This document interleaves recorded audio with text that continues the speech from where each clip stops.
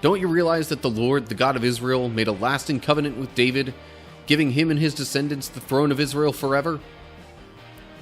Yet Jeroboam, son of Nebat, a mere servant of David's son Solomon, rebelled against his master.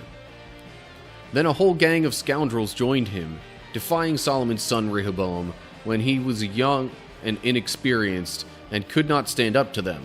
Oh yeah, also, not only does Abijah call out their lack of following God, but he actually kind of starts it off with saying, Jeroboam and a bunch of you took advantage of a situation and tried to rebel when it was easier for you to do so, almost saying that maybe their kingdom isn't as strong as their numbers would make it out to be.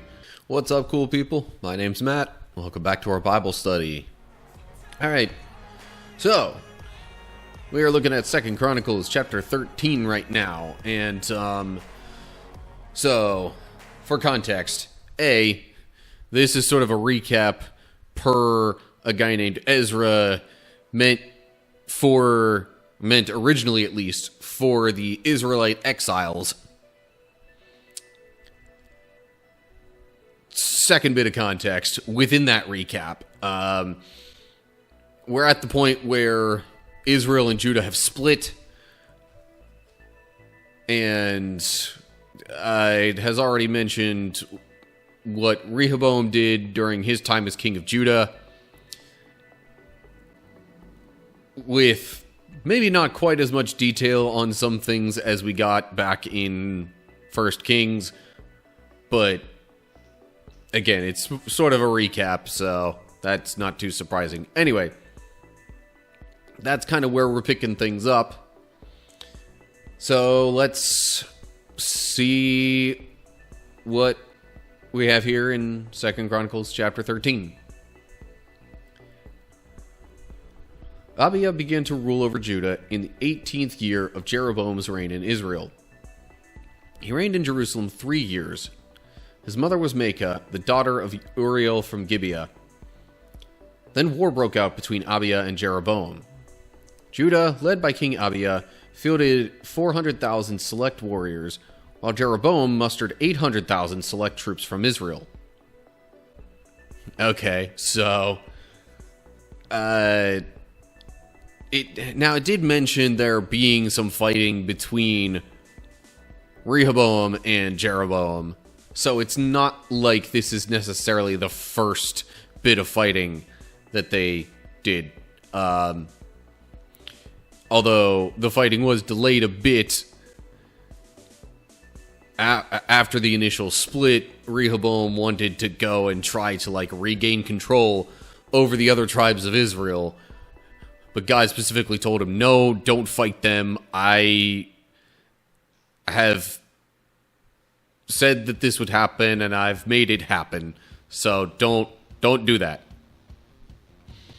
So at least for a few years, that didn't happen. But now they're fighting. And that's going to be one of the big things that really weakens both of them and leads to their eventual demise. But let me not get too far ahead of myself within the recap. So this guy Abijah is the son of Rehoboam, so that's just typical kingly succession there. And now it says his reign was only 3 years, so I'm guessing we're not going to get a ton of reading out of what he did. But still, very notable battle here. We got 400,000 warriors from Judah, 800,000 from the other tribes of Israel. And especially keeping in mind, like somebody mentioned in last Friday's Bible study, that the population overall was a lot smaller back in those days. So having that many people fighting in one war was kind of massive. Anyway, So mentions Abijah's mother being Micah. That comes from most Greek manuscripts in Syriac. Hebrew reads Micaiah, which is a variant spelling. I mean, in a way, if you don't really know Hebrew, you kind of have to take it on faith that, yeah, okay, it's... Variant spelling means same person, just different way of saying that name. Well, I mean, I guess that's true whether or not you know Hebrew. If you know Hebrew, you might know a little bit more about why that would be the case. And or the meaning behind someone's name. But, yeah, so... Fight breaks out, or war breaks out, between Israel and Judah. And then we get to verse 4. When the army of Judah arrived in the hill country of Ephraim, Abijah stood on Mount Zemaraim and shouted to Jeroboam and all Israel, "Listen to me. Don't you realize that the Lord, the God of Israel, made a lasting covenant with David, giving him and his descendants the throne of Israel forever? Yet Jeroboam, son of Nebat, a mere servant of David's son Solomon, rebelled against his master. Then a whole gang of scoundrels joined him, defying Solomon's son Rehoboam when he was young and inexperienced and could not stand up to them. Do you really think you can stand against the kingdom of the Lord that is led by the descendants of David? You may have a vast army, and you have those gold calves that Jeroboam made as your gods. But you have chased away the priests of the Lord, the descendants of Aaron, and the Levites, and you have appointed your own priests, just like the pagan nations. You let anyone become a priest these days. Whoever comes to be dedicated with a young bull and 7 rams can become a priest of these so-called gods of yours. But as for us, the Lord is our God, and we have not abandoned him. Only the descendants of Aaron serve the Lord as priests, and the Levites alone may help them in their work. They present burnt offerings and fragrant incense to the Lord every morning and evening. They place the bread of the presence on the holy table, and they light the gold lampstand every evening. We are following the instructions of the Lord our God, but you have abandoned him. So you see, God is with us. He is our leader. His priests blow their trumpets and lead us into battle against you. O people of Israel, do not fight against the Lord, the God of your ancestors, for you will not succeed." Okay, pausing there. He sure does sound confident when just last chapter it was noted how his father turned away from the Lord. Granted, he did have a change of heart after being attacked and realizing that that was why he was being attacked. But overall, it even describes Rehoboam as being, quote, evil because he didn't really continue to follow the Lord. Right here, chapter 12, verse 14. He was an evil king, for he did not seek the Lord with all his heart. Hopefully, Abijah was raised a bit better than that. Well, whether or not he was raised that way, hopefully he followed the Lord a bit better than that. But it's a bit surprising, considering what it notes about Rehoboam right near the end of recapping his time as king. So, yeah, in any case, the armies kind of draw up their battle lines, and Abijah is basically saying to, the opposing army of Israel, do you really want to fight against the Lord our God, who really should be your God too?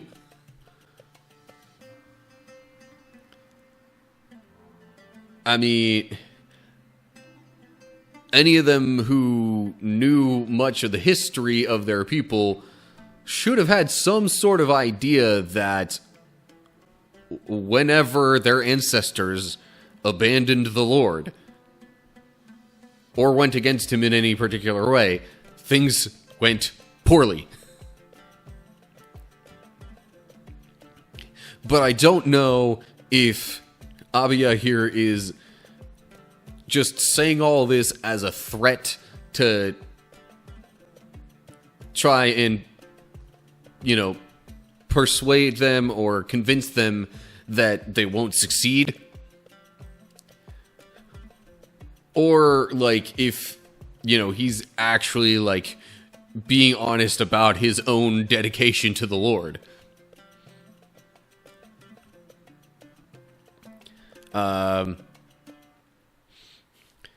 It did specifically note a few chapters ago that the priests and the Levites left the newly split northern kingdom of Israel and went to Judah because Jeroboam and the rest of Israel were not letting them, worship and serve the Lord their God. But Judah still did, so they went to Judah instead, where they could actually fulfill the duties that they expected and maybe even wanted to. So, yeah, in any case, knowing the history of these people, this should actually be a relatively convincing argument. But before I move on to what else happens, let me... So the Hebrew there at lasting covenant could say a covenant of salt. I imagine there's some symbolism in that, but I'm not going to, speculate. I will assume the translators knew pretty well what they were doing with that and worded it in a way that captured the intent of that phrase. Oh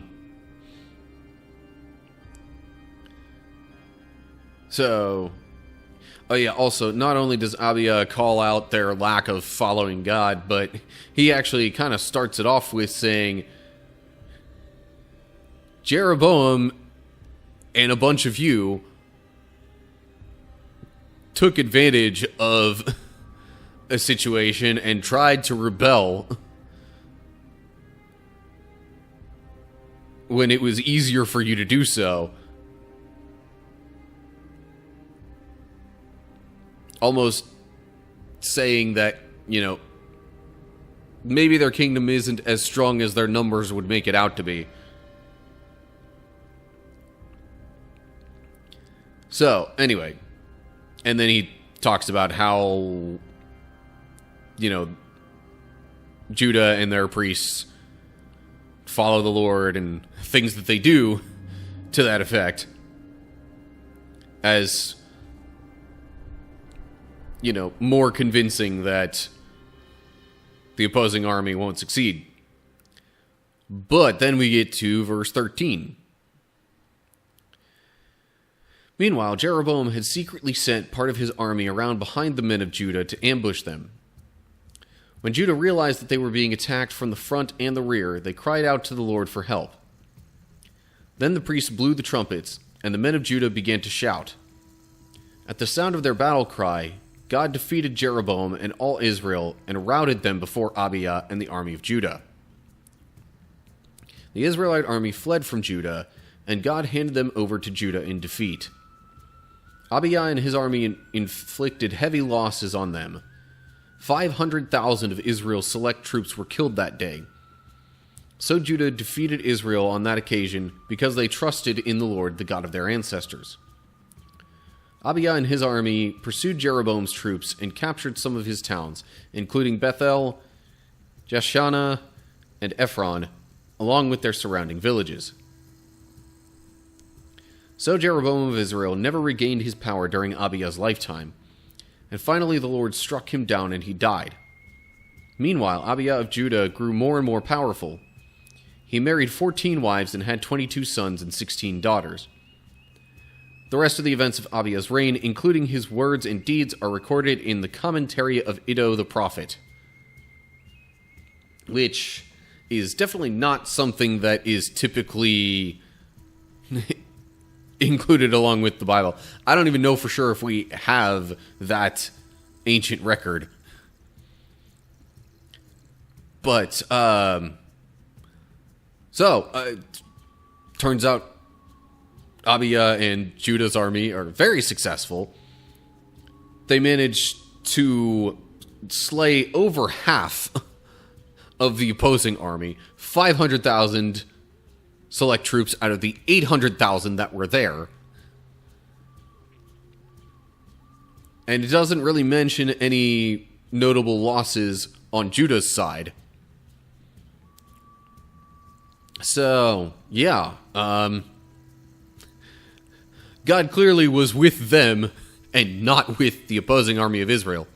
The way it recaps things at the end here regarding Jeroboam,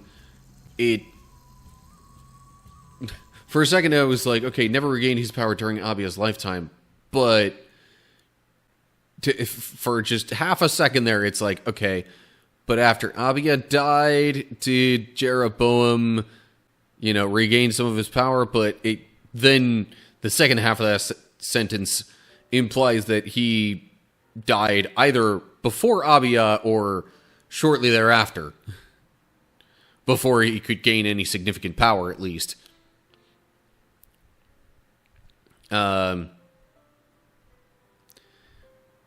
But then it makes you wonder why Abijah's reign was only 3 years long. Like, why did he die or get deposed or whatever?